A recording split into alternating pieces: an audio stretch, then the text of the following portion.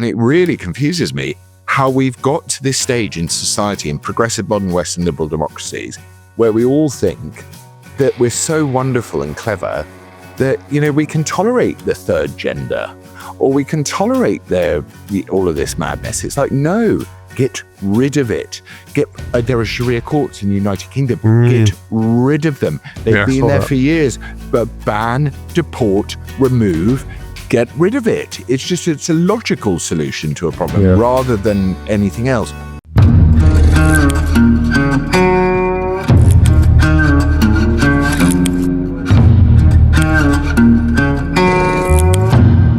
Hola, welcome to the yearly roundup. Or, there'll be some yearly roundupping, and there'll be some. It's the season finale. There you are. That's why he's the father, and I'm the fox. The season finale of Fox and Father. Will they? Won't they?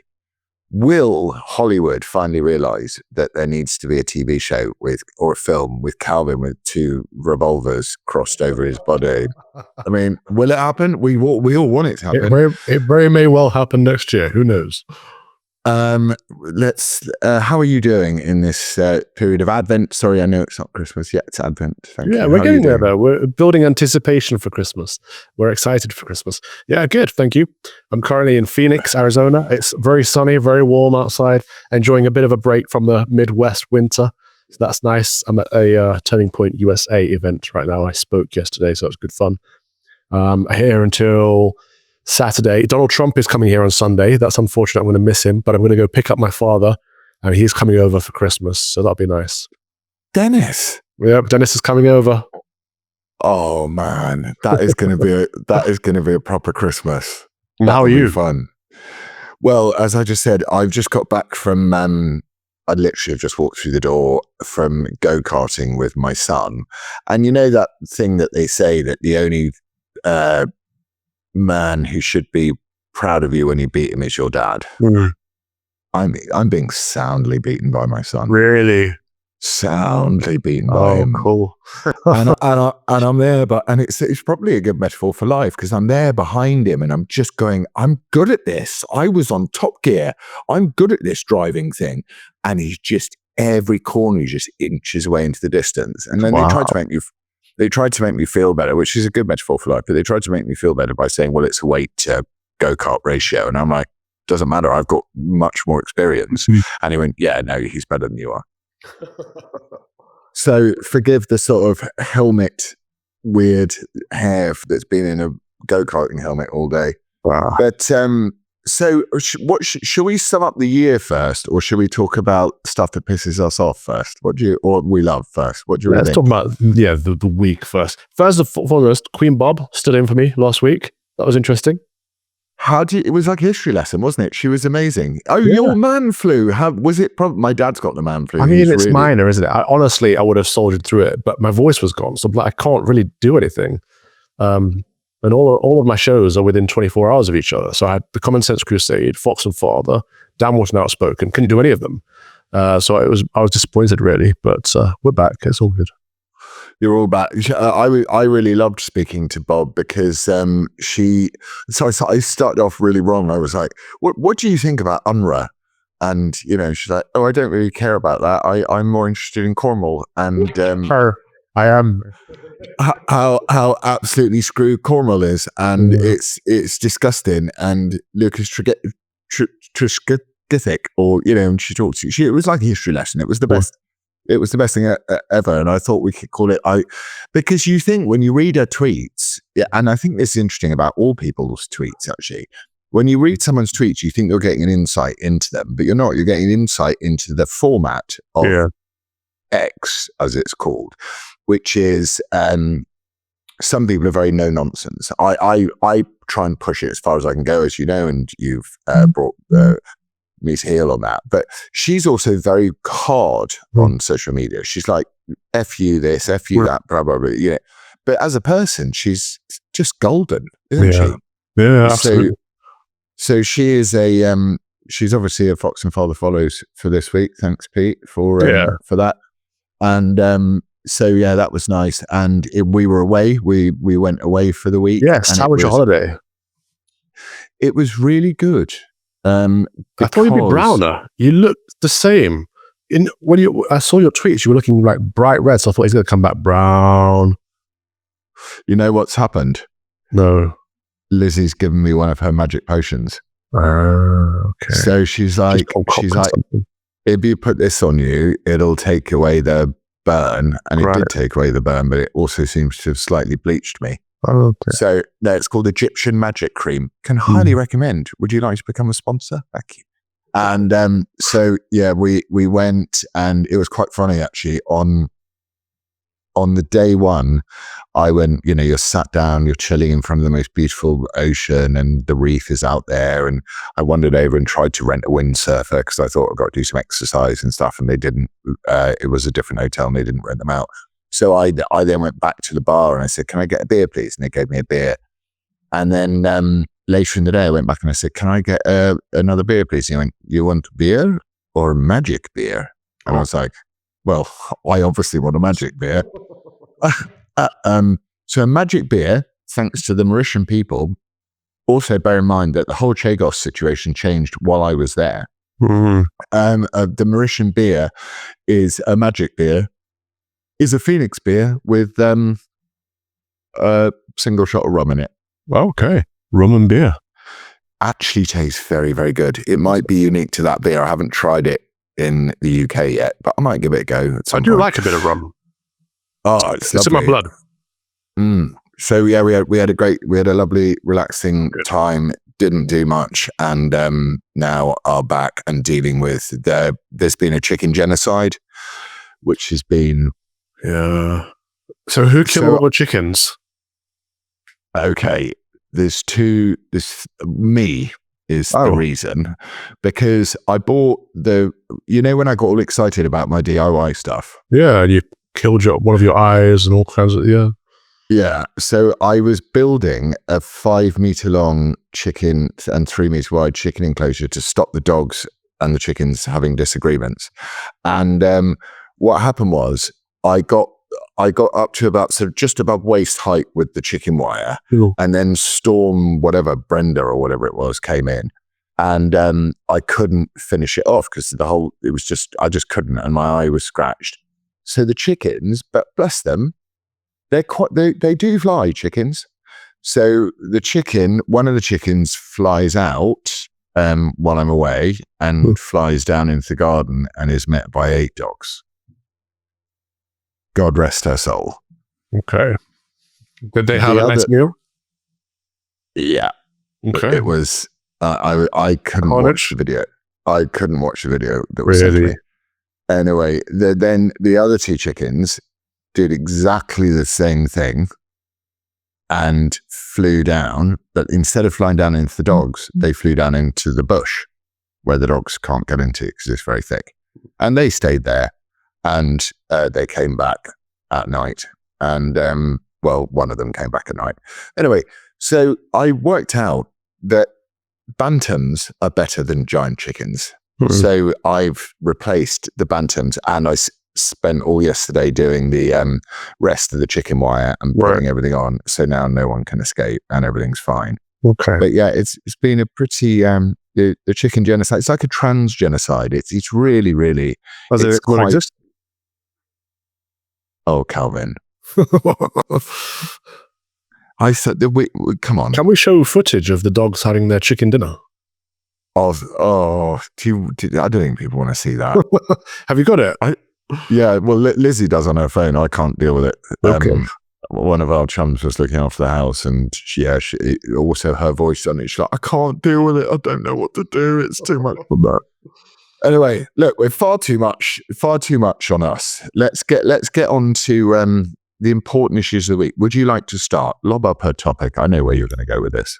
Okay. So let's talk about our old company, Governor. GB News has had a rehash or a refresh and fired half of their talent. And I used that word in inverted commas. Mark Dolan is gone. Mark Dolan has been fired. which is interesting because Mark Dolan, I always liked him when I worked there, by the way. But at the moment we all got fired, he pretty much just threw us under the bus and tried to jump in Dan Wootton's grave. Clearly wanted his job and got it. But of course, if you feed the crocodile, you'll eventually get bitten yourself. And it seems that that's what's happened. I think he said he's going to release a video, but I don't really know the ins and outs of what's gone on there yet. But he's gone. Isabel Webster's gone. Again, I always liked Isabel Webster. As far as the Liberals go, she was a nice one. Andrew Doyle's gone. He's coming over to America with Graham Linehan, and they're going to create some sitcoms, apparently. But pretty much everyone's gone. Lacey was just telling me that Jacob Rees-Mogg's gone down. He's losing a couple of his shows, and Matthew Goodwin is stepping in. And so who are they getting in to replace all these people that they've just fired? Well, they've got Miriam Cates doing stuff. So, okay, conservative politician. Robert Jenrick has just released a GB News video. Okay, another conservative politician. So it's it is the house of rejected conservatives, really. Yeah, it's Tory TV, but not quite. It's very strange. I have to say on a personal level, much as I don't like to go,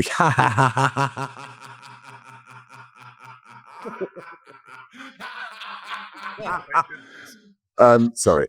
Much as I don't like to do that, I will reserve that for Mark Dolan, that cowardly little plonker. A man who I was nothing but sweet to, nothing but nice to, as you were. And the way, I don't mind being thrown under the bus personally, because, on a few levels I deserve it. But when he throws under the bus, you didn't, what did you do? You were loyal. You were loyal, Cal. It's, and it shows to me, I mean, he's getting hoofed because no one wants to watch Mark Dolan. Right. I don't think. But then I was speaking to a few high-end journos today, and they were like, "Oh, I love Mark Dolan. He's fabulous." Why do you think? Why were you slightly gleeful? And I said, "Do you pay any attention to what these people do?" And they don't, in a way. So goodbye and good riddance. The old Reagan line of never criticizing another conservative because we're pretty thin on the ground has come home truth for Mark Dolan, who will no doubt be starting the Mark Dolan Uncensored. No, I doubt it. I don't think he has an audience in the same way that Dan Wootton had an audience or you and I have an audience. I think he kind of just filled a void over at GB News, but I don't think he's got his own community. I can't see him doing his own show. Yeah. I mean, what's his background? Was he a comedian? And also, I do feel sorry for him. I feel sorry for when anyone loses a job. But you know what?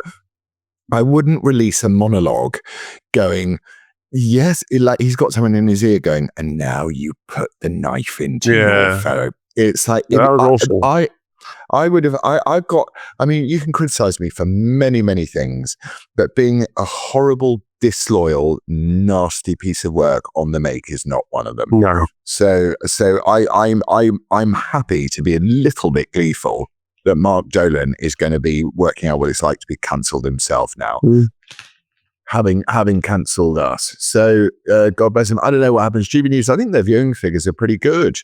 I think they do better than Sky and better than BBC. But at the end of the day, again, it's not Fox News, is it? It's not, it doesn't have the slickness. It doesn't have the plurality of views. Fox is obviously, it does lean right quite substantially, but it does, Brett Baer is a very, very highly professional person. The only reason GB News exists really is for Nigel Farage in many ways, I imagine. And I don't know what they're trying to be. What are they trying to be? Well, I think they're annoying their audience. Every decision they make seems to go against their core or who they claim their core is. So I don't really know what they're trying to be, unfortunately. It's a very weird thing that they're doing right now. But I don't think their viewer figures are particularly good. I think every now and then they have a show that beats Sky and BBC, but generally speaking, I think the audience is quite small and getting smaller. And that's not just GB News, that's TV in general, but GB News is at the lower end. No one's watching. So, and then it takes on to the broader conversation about what is the point of like reform TV or I mean, I kind of get the idea of it. Well, but then the point would be great if they were pushing back on all these horrible things that the government's doing and they're really like giving a voice to the silent majority and being champions for free speech and all the things that we all thought it was setting out to be. But if it's just another arm of the establishment, then it's pointless. And this is why it's so frustrating. Like, it's not because we all work there or whatever. It's because like we all want a voice. We all want champions in the media, but there are none. It becomes increasingly rare. I mean, but having said that, when I look across the pond, and I was listening yesterday and the day before, I pretty much switch off. Other than Alison Pearson and Liam Halligan's Planet Normal and the Brendan O'Neill show I listen to on Spiked, I barely listen to an English commentator on anything because I just don't care. And I listen to the Americans and the optimism that is flowing out of Americans. You've got Democrats going, people are optimistic again. They're hopeful again. And it's so wonderful. So, I'm getting my head there. I don't really get the point of GB News. I see that, what's the guy that was going to start a political party called? Matt Goodwin. So he's doing a show.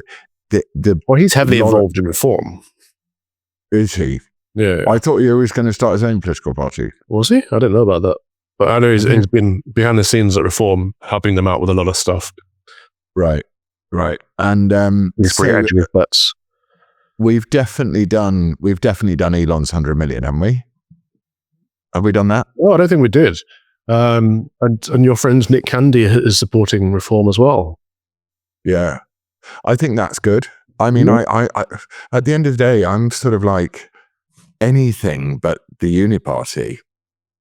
But my fear is, I do share Ben Habib's fear that there is no constitutional, there's no membership. And I can see why they don't do it. I can see why someone like Nigel wants to be able to move quickly and doesn't want a membership to be accountable to. I get it. But that means that you're not really a political party. You're a dictatorship. It's the Nigel Farage project. It always has been. I still won't support it. I mean, I think it's interesting that Nick and Elon are potentially backing it and throwing some money at it because it will shake things up and it will disrupt the UK political scene, which needs to happen. But I still can't support Nigel Farage or his Mohammedan chairman, and the party itself is just seemingly the Tory party from 5 years ago. So I don't see the point in it, really, but it's great to see some movement in UK politics. And Elon Musk is taking an interest because they're trying to persecute him and they're very anti-free speech. So, yeah, I was listening to Megyn Kelly yesterday, and she was talking about that. She says she's about as close to a free speech absolutist and First Amendment absolutist as you can get. And it's so interesting that she was so supportive of us when we got done over, because she was just like, what did you do wrong? And then you notice that in America things are different. And I hate to say it, but I think the dilution of our culture, the absolute dilution of our culture, by the way, where you're letting off Mohammedans who run people over and kill them because they're Mohammedans, and we got to be very nice to Mohammedans, even if they kill people or rape children, got to let them off. But we persecute our own people. I almost think that the era of Britain is kind of done. I don't see a way back. And if Nigel Farage is the way back, with the greatest respect, no thanks. Well, it would just be more of the same, really and truly. He might be a little tad bit more right-wing than the current Conservative Party, but he's not a Conservative and he's not a Christian, well, as far as I know. So... Oh, yeah. Okay. So Kemi, Christian. Yeah. Kemi says she no longer believes in God. And lots of people turned around and said, I no longer believe in Kemi. That was interesting, wasn't it? I always loved that thing when I was a kid and I was like, I don't believe in God. And my parents would sort of patiently say, well, God believes in you. Yeah. And I thought it was a strange thing to say for her, really.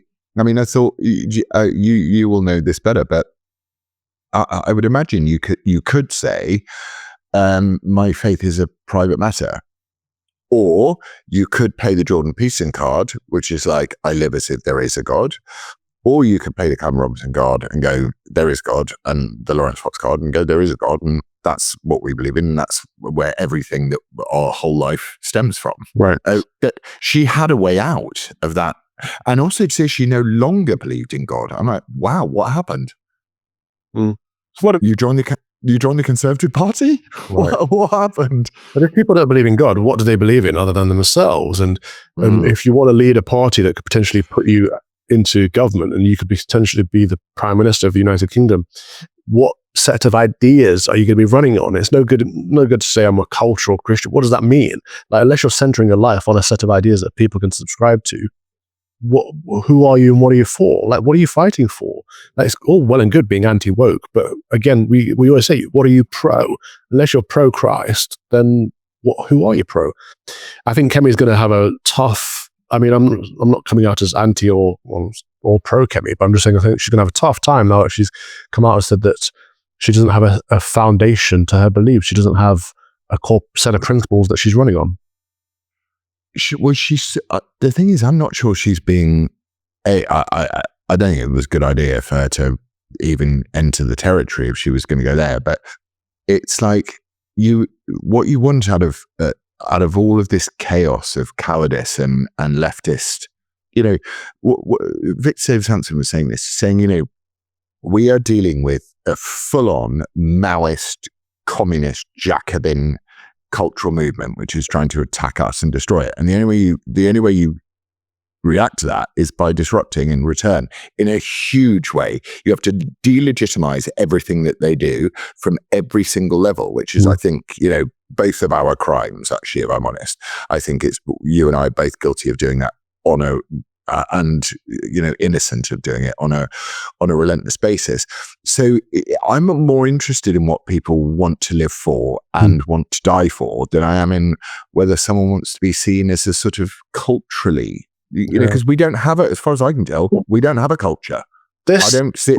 I don't see it. I mean, the United Kingdom, it should be a requirement to be the Prime Minister of the United Kingdom that you are either English, Irish, Scottish, or Welsh, and you are a Christian. It used to be a legal requirement that you were a member of the Church of England, that you were an Anglican up until very recently. And this should be expected of someone who's going to run a Christian country. And people say, oh, well, it's not a Christian country. Well, you can say what you like and think what you like, but it still is a Christian country. And there still is an established church that has its hand in the state. We have our state and church are tied together. We have a form of integralism, really, that is very different to the rest of the Western world, especially America. Excuse me. What have you done? What's your camera done? Kicked my camera. I'm gonna cut my camera and go. Ah. But yeah, the leader of the United Kingdom should be a Christian. That's quite simple.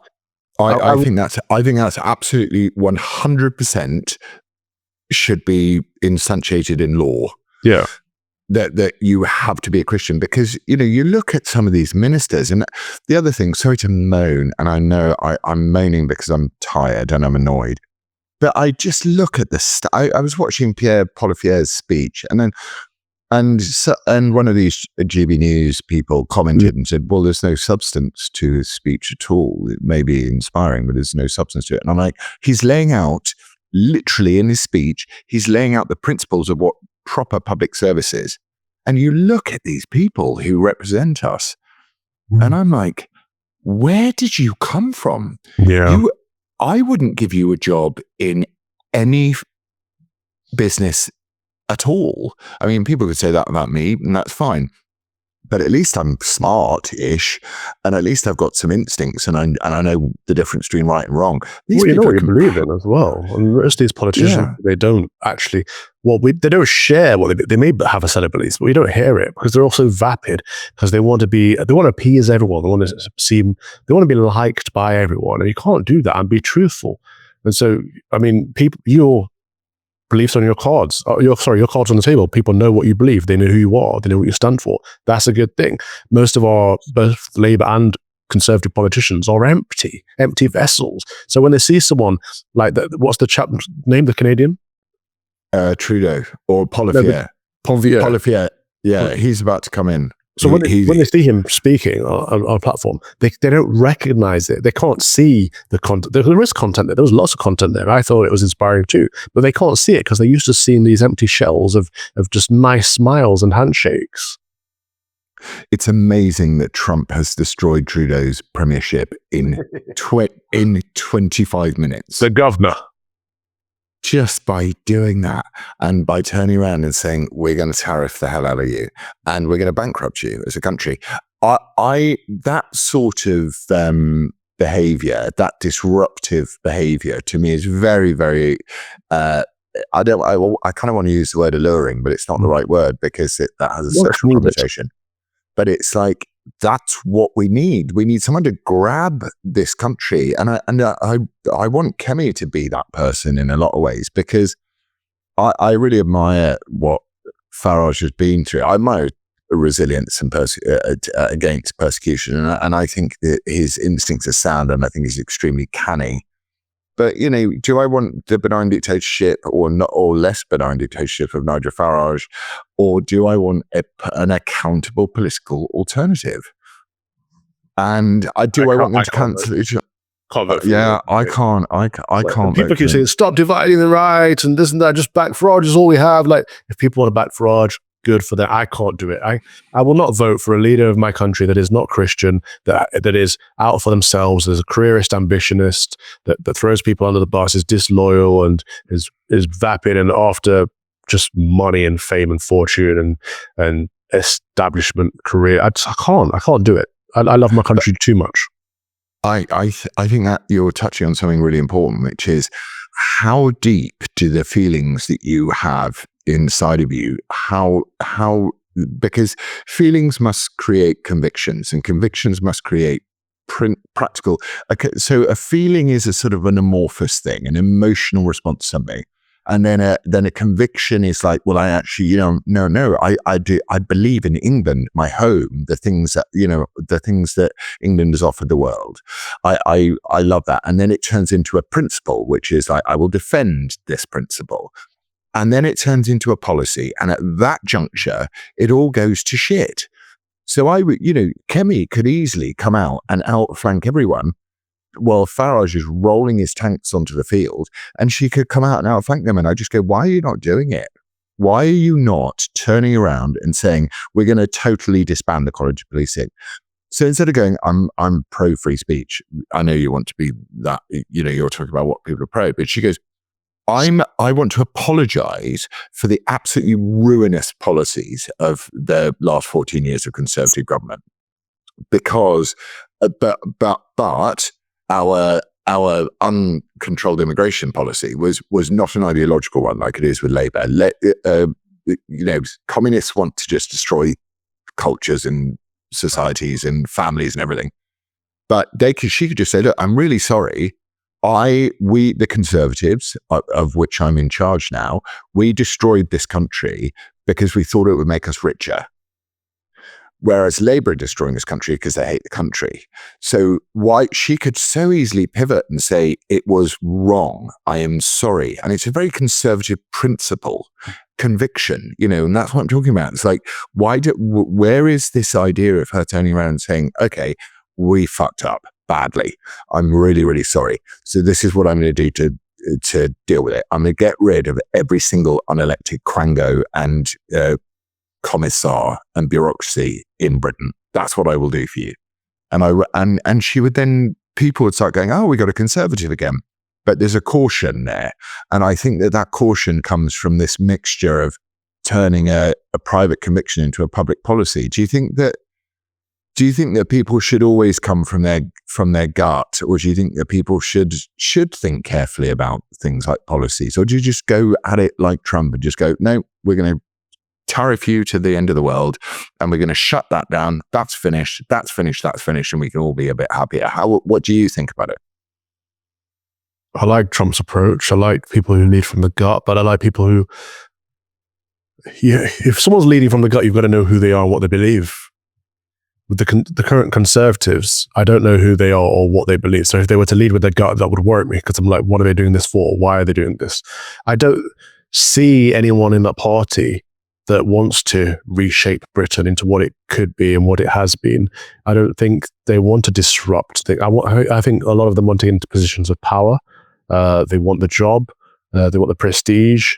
Very much similar to Reform. The Conservatives aren't setting out to say, even the ones that say we're going to control the borders, we're going to cut or cap immigration, all this kind of, like, they're not doing it for an ideological purpose or for a belief purpose. They're doing it because they know that that's what the voters want. The ones that are finally coming around to that, they know it's what the voters want.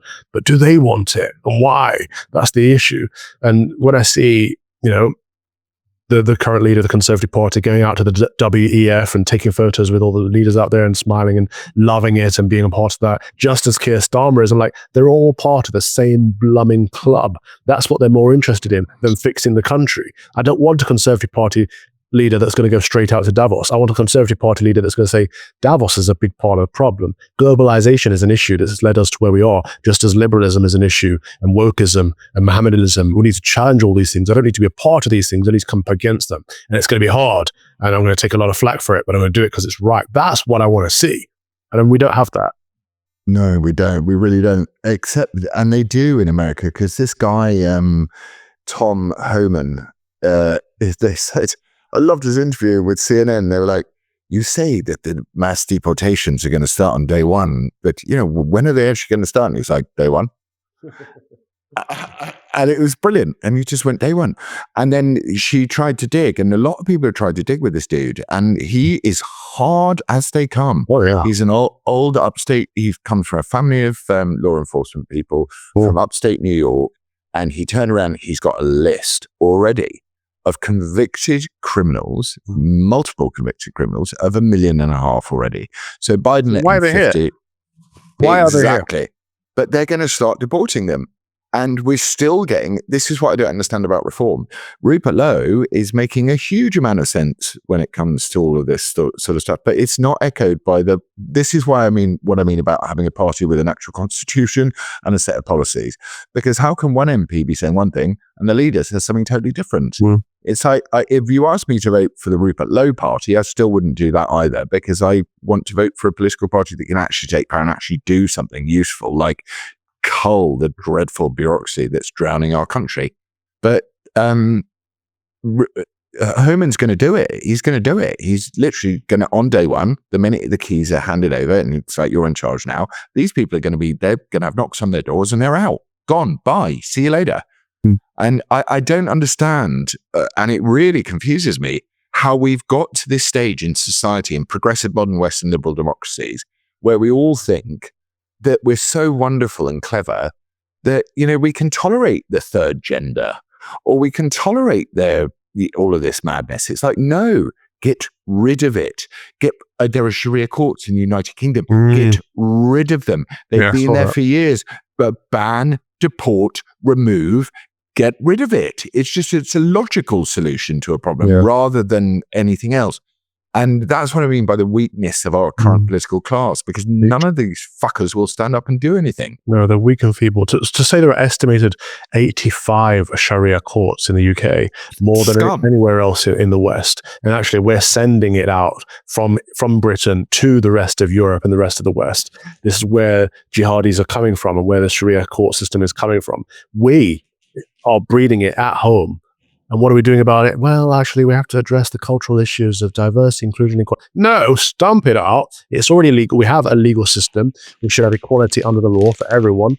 And if you have set up your own legal system, especially if it's Sharia, you should be out, gone. And anyone else that's with you, like Tim Homan says, we don't want to just deport you. We want to deport your whole family. You're gone. Done.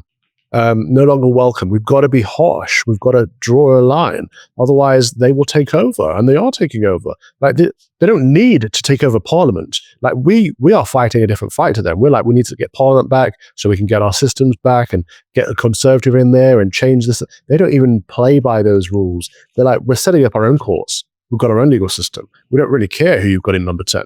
Yeah, we've got some of our own people in Parliament now, and they'll stand up and defend first cousin marriage. But it's unimportant to us because we have forced marriage of first cousins. And if you go along with it, we kill you. And if you don't like it, go to our courts. Like, they've set up their own parallel system in our country and they're getting away with it. It's baffling that we're allowing that. It is baffling. And the idea that you can, in English Sharia courts, you can go divorce 3 times, and that works. But I, again, will push everybody in the direction of Elaine Ellinger on, hang on, let's have a look what she is on X. I would push everyone to look. She writes something called Perspectives on Islam, from a non-Muslim. My computer's doing some strange things. Anyway, I think it's Elaine _Ellinger with 2 L's. You Elaine. put out a tweet the other day saying follow her, didn't you? Just follow her and look at what she says about what's being done. And then you see the guy walking in to Weatherspoons and going, you got a halal breakfast, mate? It's like, no, I don't have a fucking halal breakfast. Thanks very much. You do an English breakfast. Do you have a Desi breakfast? What's a Desi? No, this is Weatherspoons, an English bar in England. Like, if you want to get English food, you go to an English bar in England. If you want to get Desi food, go to a Desi bar in Desi, wherever that is. Who cares? You do orange. It's not spicy enough, but it's orange juice. What are you looking for? He's clearly making a point, and this is what they're doing. They're trying to say it's not theirs yet, but they want to take it over. Well, I don't think they're going to take over Weatherspoons. Tim Martin wouldn't be having that. But in general, they want to take over the high street and get it all their stuff, their culture everywhere. Well, why have you come to Britain? To take over, to invade, to take over, and to mark. And if you think about that thing, you can go to the most expensive hotel in Morocco, which is La Mamounia. And I've been there, and Churchill stayed there. And you cannot, when I was trying to work out where we'd go on holiday, I thought, we could do La Mamounia for a week. And then the thing about La Mamounia is, flights to Morocco aren't that expensive and, all that. And you can get a relatively affordable room. But what you can't do is get any like all included or, even breakfast included. But when you do have breakfast, it's chicken, sausage or turkey bacon. Right. And if you turned around and said to the people there, I want some Danish back bacon or some English back bacon, some unsmoked back bacon, where is it? You'd be kicked out of the hotel. Yeah, that's a hotel, not a country. That's a hotel. Where does this pathetic appeasement come from in this country? And I've always had that problem with us as well. When Englishmen go abroad and say, I want sausage, egg and chips. And all I'm eating is sausage, egg and chips. Like, if you go to a foreign country, they may not do sausage, egg and chips. Like, go into that country, you've got to prepare to eat the food that they eat in that country. That's to be expected. But it should be the same back home. We don't. We bend over backwards. Everywhere is selling halal meat, this, that. No, I want proper English back bacon. I want some Cumberland sausages or some Lincolnshire sausages. And I can't get them in America. But I'm like, what I'm going to do is say, as Americans, I want some Lincolnshire sausage. Like, there is no Lincolnshire in America, so I can't expect to get that. They have Lynx sausages here. It's like, you've got to adapt to the culture of the place that you're in. Well, also, it was quite interesting when we were driving back from go-karting today, and we were going past people's houses and all the Christmas stuff. My little one said, people are so much more English here. And I was like, Santa's not even an English thing. So culture's bad. I didn't say that to him. I just thought, you're right. They are. People, it's very, very much, people care about saying, this is a season where we do this. It's not, it doesn't have any of these horrible permutations. And actually what she does say, Elaine, a lot, is that the halal is a very, very good access point because we end up paying for it. And I think that that Britain should know that.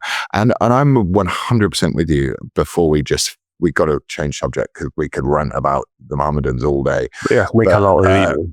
Make halal illegal. Ban it. I don't want it. And also at the same time, kosher. So I'm happy to do on both hands. Yeah, make that kosher illegal too. I'm like, it's not part of our culture. Sorry. And if you want to do kosher, go do it privately in your own little thing, but do not stick it in our school meals and do not stick halal in my school meals for my children without telling anybody. I don't want it. Do not do meat-free Monday because you think the fucking planet is about to explode. I don't want you to indoctrinate my children. I want you to read T.S. Eliot poems to them so they understand scuncheon and they understand how language is used. Well, that's what I got. I was educated on that. You see, I mourn this so much. I hated public school, and I was very, very blessed and lucky to go there. I hated it. I hated boarding school. I hated the way people were taught true to each other. But my dad said something interesting to me the other day as well, which was like, your generation, none of your generation have done national service. They don't understand what it's like to actually understand how a system operates. Like even a platoon of men. The lieutenant, who's usually a bit of a wet with no experience, and the sergeant, who's a non-commissioned guy, who's a salt the earth man, who comes through and he teaches the lieutenant how to lead. And he said, you don't even have that system in your generation anymore. So you guys don't know what you're doing. And I couldn't agree with him more. Anyway, we must change the subject to porn stars. Because I think on this one we'll just be really, really liberal and happy, won't we? I mean, I can sense we're going to be pretty chilled about this. So for anyone who doesn't know, who hasn't turned on the internet recently, right, oh God, what's her name? Lily Phillips. So she's an OnlyFans creator. Interestingly, Lizzie said something to me the other day that OnlyFans was not created for this. It was initially created, and I could be absolutely wrong here, by the way, and I'll just blame Lizzie if I am, but I think OnlyFans was sort of an idea created a little bit like Cameo, which was a way of engaging with people. It wasn't designed as a how many disgusting things you can see on the screen thing. Anyway, so she has had sex with 100 men and then gone, and someone's making a documentary about it, which makes me feel a bit about that. And she's gone, oh, it's really hard to do. What are your feelings about Lily Phillips? Yeah, she's preparing. She's ramping up. So she's doing 300 men next. She's trying to get to 1,000 men in what, 24 hours is it? Hang on, how do you do that? Sorry, I just need to divide 1,000. How many? I mean, I'm going to do some maths. You talk while I do the maths. About 1 minute 30 seconds each or something. Have you done the maths? You've done the maths already. Of course you have. Work it out. Let me know if that's right. I just think it's disgusting. I think it's absolutely disgusting. Are people saying she's being exploited? You know, this, something. She's not being exploited. Or maybe she is to some degree, but she is selling herself. She is prostituting herself. She's no longer a porno. I want to say porn star because they're not stars, but she's no longer a porno girl. She's now a prostitute. I suppose on OnlyFans you are a prostitute anyway because you're selling your body, and it's a shame on everyone. So it's not that she's at fault and the men aren't, or the men are at fault and she isn't. The men are at fault too. 100 men or 300 men or 1,000 men lining up to have sex with the same woman is absolutely disgusting. Heaven knows what they're going to catch. But sex is supposed to be an intimate act between two people who love each other, who are married, a one man and one woman in an indissoluble lifelong union for the purposes of being blessed by God with children. It's an act of procreation.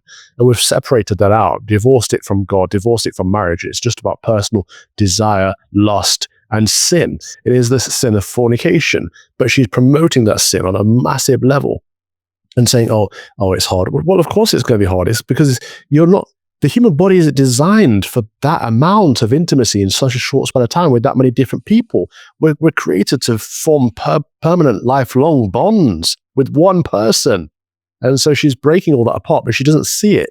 And that to hear that her mother is her pimp is just gross. And I think Candace Owens was absolutely spot on with this. This is another thing that I disagree with Hannah Pearl Davis on. That Candace Owens was 100% that her mother should be saying, love, don't do this. You're worth more than this. You've got more dignity and worth. You know, I love you. Don't do this. Don't sell yourself and degrade yourself. Think about your future, whatever job you may have in the future, or what your children may think, because they will know about this and their friends will know about this.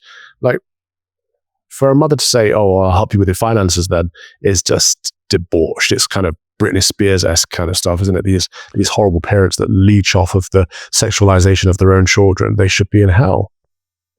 Yeah. I mean, I suppose I could throw back a couple of very strawy man arguments about the fact that, you know, we do live in a sort of more sexually transactional society, and that whether you like it or not, that is the development of society. I've certainly been involved in that. I hold my hand up to it.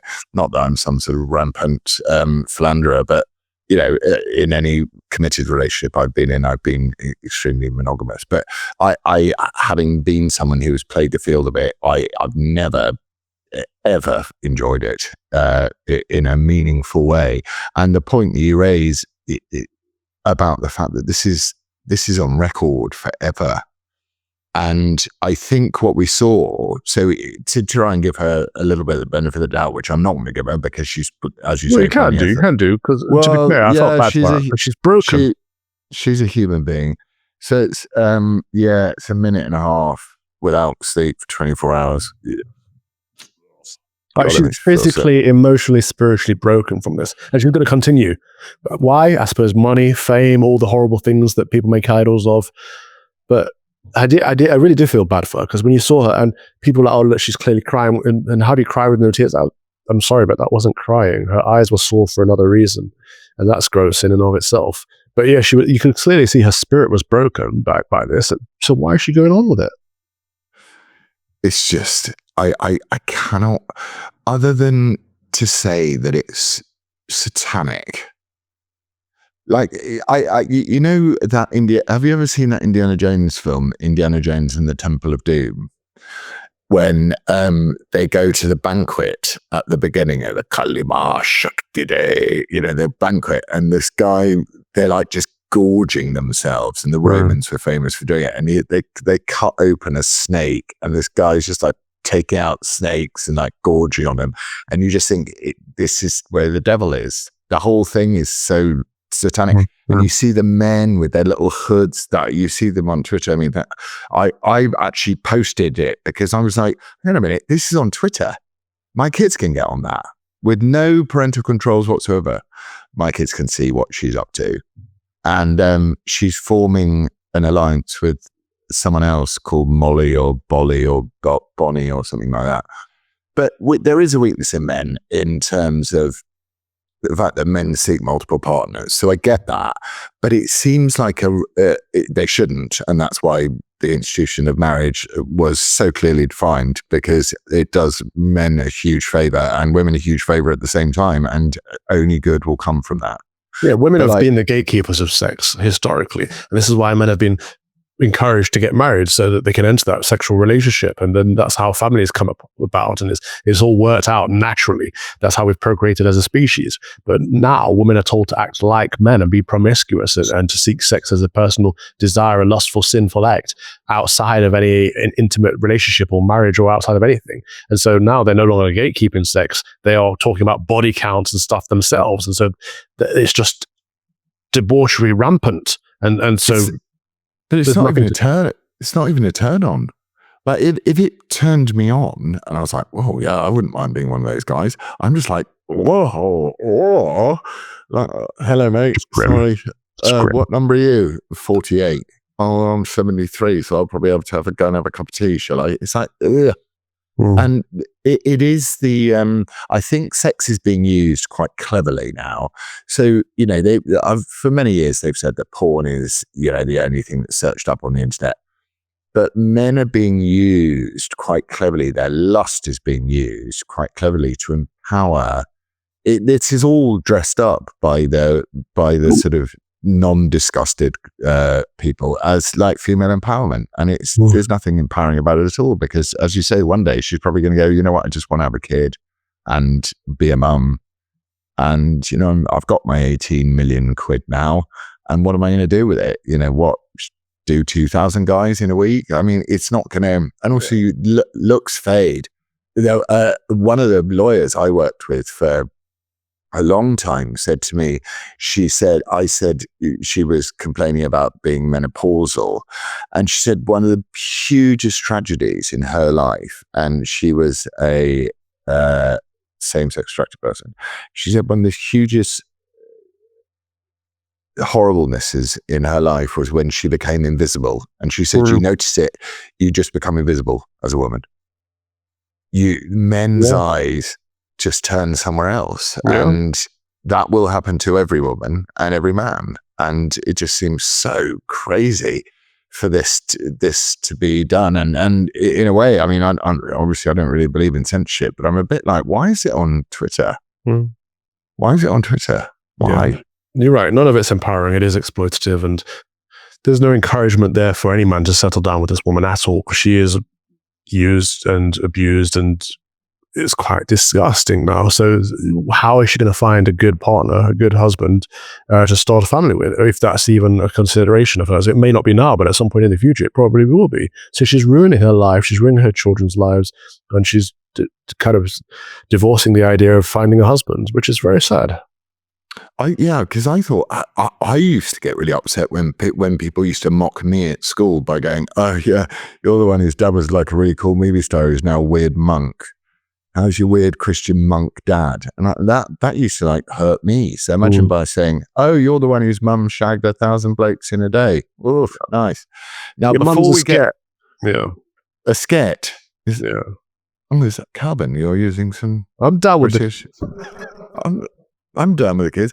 So now that we've filled the world with joy, with our joyfulness, what are our thoughts on the year? Let's start with things that we feel grateful for. Does that work with you? Do you like grateful, or does that sound a bit like Alcoholics Anonymous language? No, it's not good.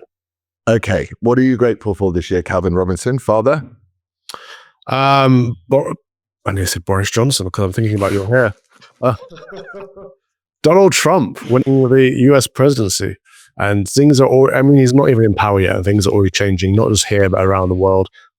Politics is shifting in the UK because of it, in Canada because of it, even in France. So the mood, the vibe of the West is changing. It was becoming very, very dark, and now it's looking like there's a little bit of a light shining on the West again. So there's a chance to save Christendom. It feels like good. It feels like we've got a bit of encouragement going on. We prayed a lot. We've been rewarded because of that prayer. So we've got to keep up the prayer. I agree. And on a personal level, what about you? And it's been a big year for you. So how do you feel?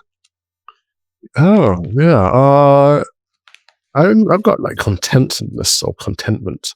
I'm loving being out here. I've got my parish. We're working on things as a parish community.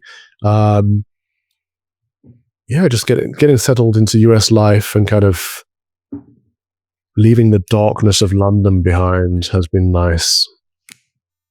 And so you've got the optimism of the Dom. You've got you're settling in now. You've left, I say it frequently, but I only had about 3 friends and now you left. So what are your hopes for the coming year? Are you settled? Are you happy where you are now? Yeah, so much happier. Good. Hopes for I don't really know about. I don't try not to think too much about the future, but next year it would be good to see a shift away from the Conservatives and Labour in the UK. It would be good to see the United Kingdom movement get back out. It'd be good to see Tommy get out of prison, and who knows? Maybe he could become an MP for UKIP or something like that. Who knows what's in store? On a personal level, I want to get a dog. So, and I want to get my Snickers. We're going to breed Snickers. Okay. Snickers is so beautiful. I want a big dog though. Oh yeah, you want a Doberman, don't you? Not necessarily a Doberman. I'd like a Doberman, but it's probably not the best for a parish priest. So I'll probably get like a black lab or something. Oh, I think a Doberman would be pretty cool for a parish priest. Well, I definitely want to get a dog, and I've got to get a gun, and I've got a car, but I need to get my driving sorted out. So basically next year is just going to be getting like that kind of stuff settled. Well, if there's anyone rich who watches Fox and Father who wants to get Calvin like a proper lovely car that he can go around in, and also an American truck. A big American truck who can also put him in touch with a Doberman breeder. That would be great because he needs his stuff. He looks like he's living the flash life, flying from here, flying to there, but he drives a Subaru. So I have a very humble life, believe it or not. I own very few things, but despite what the Daily Mail or any newspaper want to say to you, I know that Calvin is basically, we're not in love. I'm not trying to marry him for his money. Put it that way. Tell me about you. What are you excited about, and what are you happy about? Okay, so reflections on the year. Things that I reflect on have been teaching myself, living with somebody who you trust. Very, very interesting. You really trust, and there's either a Tolstoy line or a Dostoevsky line. I think it's Tolstoy. He said it's better to trust than to love. Something along those lines. And to go through the big transitions of moving away from London. When we landed the other day, I said to Lizzie, I just drive into London up from Gatwick into London to pick up children. And I was just like, can you imagine if we were going back to Stockwell now? And she was like, oh yeah. So there's been the adjustment to here, which has had its huge ups and its very small downs. The small downs are, I am someone who quite likes going to the Wolseley for lunch. And I am someone who quite likes going to a crowded London pub. I do. I agree, Mr. Wolseley. Yeah, I do miss it. And but those are very small downs. The ups have been the change. So whenever I feel down or depressed here, I take it as a message from God who just goes, go outside and do something. And that can be walking a dog, or it can be mending something. Because also, if you have land, of which I have not very much, but I have a little bit of land, there's always something to do. There's always something that needs mending. And, you can spend hours mending things. So I've really enjoyed that change from panicky, expensive London to sustainable, in the genuine meaning of the word, rather than the woke meaning of the word, living, and to listen to be able to share. I don't want to call it a burden, because I think burden is the wrong word. Suffering. And I think suffering, I'd love to know the derivation of suffering. I should know, really. But the suffering of life, with someone who you actually rate their opinion on, whether you rate it in the moment or not. And to be able to be able to say, okay, well, I'm really upset about this. And it's like, okay, cool. Well, let's talk about it. And, having long conversations about things that are, rather than like that sort of knee-jerk city, it's sort of like, it's kind of like my friend Jeffrey describes it as me being wired. He says, you're wired all the time. And people actually take the piss out of me on Twitter a lot and call me a cokehead all the time. But I am quite a wired personality. So it's been nice to have that lowered down. And then in the future, we're getting married next year, man. That's very exciting. And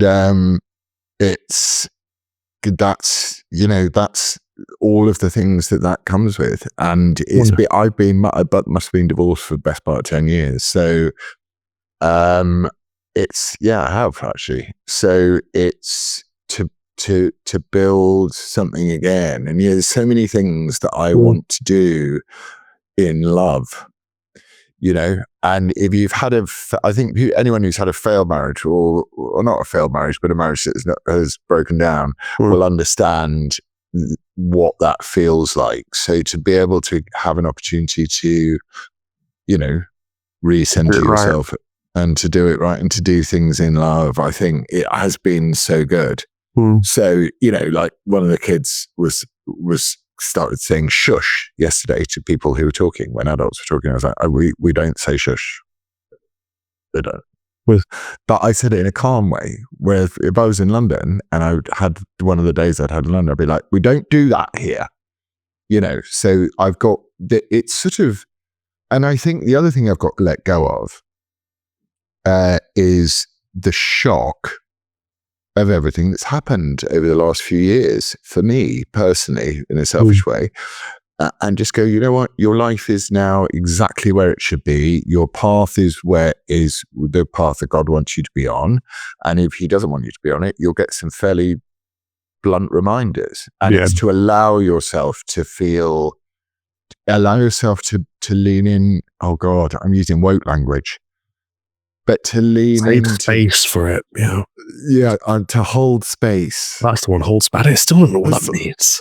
Well, ask someone who wants to hold space for that fucking arsehole who killed the amount of the leftists. So anyway, out of that, Loz, into this, Loz. So I think that 2025, and I like it just as the 2025. I think 2025 is going to be a good year for all of us. and I think that means I'm going to do it again, more woke language, the global community. I think the global community is led by the most civilized and advanced societies on the earth. I think that's the direction of travel is led by those people. And I think now that not the grown-ups are back in charge, but the people that aren't ideologically morphed and twisted demagogues that are out of charge, I think the world will heal. And there's a lot of that language online. And I'm here and I'm in a place where I can heal because I can choose whether I want to engage with certain things. And that's for the better and the worse. So, and I have promised myself that by the end of, well, hopefully by the summer, but by the end of 2025, I will have finished my book. Oh, so that's what I'm doing. I've been having discussions about whether I can, how honest I can be, because that's the other thing. I've got a problem with honesty. I'm just like, this is what I think about that. This is what I think about that. I know, because I apply the gun to the head rule about almost everything, don't I? It's like, is that good or bad? Well, so that's my thing. No one can predict what's going to happen politically. No one can predict what's going to happen personally. I mean, you can. So that's where I'm at. I'm pretty, I'd say I'm probably a million times more optimistic, even though I probably don't look it or sound it. You seem a lot better in a much better place than you were 6 months ago. Yeah. So that's what I'm hoping for. And also to to the people that watch our conversations, write down in the comments what your hopes and dreams are for the years, because we would love to know them. And it's encouraging to have people who watch us and and they're so nice about what we say and to each other. And it's great to be able to share a friendship with you. Yeah. Not all aspects of our friendship, but quite a lot of them, to be fair. I love reading those comments, actually. Sometimes I reply to them as well. It's especially on YouTube. It's a really nice community. It is a nice community. We've built up a nice one, and we've gone over 120,000 subscribers. So we'll get up to, hopefully by the end of next year, we'll be at 250,000. Wow. And we will then, take over the world. We'll buy some yachts, some helicopters. You are a fox and father the truck. Yeah. Let's do, just before we finish up, let's encourage people to think about, this is my intro into it. I did think that the way we could completely destroy the governments is, and I know it has been captured already, so I know it's a pipe dream, but is to get people to put more and more of their money into cryptocurrencies. Or cryptocurrencies would be great. And you said, which means you've got something to say. No, I just realized where you're going. Yeah. So more and more, if you took 10% of your income and put it in crypto, which I would never do at the moment, but I now have enough money to buy a car, by the way, having put in $2,500, I can now go and buy a car if I wanted to. Don't know. If you took 10% of your money away from the government, they'd go bankrupt in a minute. The same can be said for other forms of transferable currency. Could be potatoes, could be anything, but it could be gold. Go to gold. I did promise you that we had a new sponsor. Yes. Sponsoring the Fox and Father show, because apparently this company, Gold Bullion Partners, and a few of our listeners have decided that while being faced with the tyranny of potential digital IDs and CBDCs and where they can keep their money safely without it being removed from the government, they've come up with the idea of gold. Well, this is actually silver. Well, I've got some gold. I've got some gold too. My gold's a little one. So the problem is your money isn't yours if it's in the bank, and you can't rely on it. You can't trust the banks. So we've got to invest in assets. No capital gains tax. That's interesting. No capital gains tax. I've got a lot of friends who are buying gold and silver, actually. Yeah. Non-traceable. I'm buying silver because gold's a bit up there for me at the moment. I could probably get one of these. But this is legal tender. Is it? Yeah. Okay. You could. I wouldn't want to spend it, though. No, I'm just saying. Well, a lot of places aren't accepting legal tender anymore. That's part of the problem. That the more we go to a cashless society, the more the government can control everything that we do. They can see every penny we spend. They can control where we spend it. That's not a good thing. But gold and silver are holding their values beautifully in the world. And in times of trouble, people tend to lean and go towards gold and silver.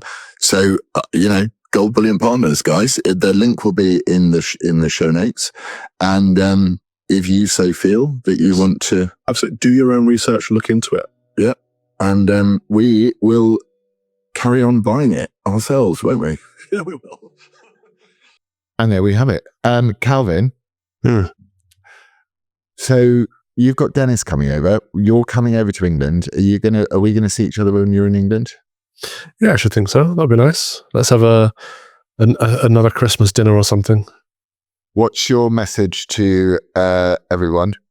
What do you want to say to them? My message is very simple. Have a blooming lovely Christmas. It's been an interesting few years, but things are starting to look up. Things are starting to get better. Me and Laurence did a video a couple of years ago and said, times are dark, but the light will shine in the darkness. And I feel like it really is now. The light's been switched on. So be hopeful, be optimistic. And if you're looking for a place to get hope, this is a good time of year to be reminded of where you can get that hope, because God loves us. God loves us all so much that he gave his only begotten son who died for us. But before he did, he was born in a manger, humble beginnings, and this nativity story is what we remember at Christmas. And so if you're feeling lost, lonely, upset, depressed, angry, whatever it is, this is a good time of year to be reminded of the greatness and the glory that is our Lord and Savior Jesus Christ, and how much he loves us. He loves you as an individual with all his heart. And so find faith in him, find hope in him. And that, as they say, is that. Have a lovely Christmas and New Year. Merry Christmas. Happy New Year.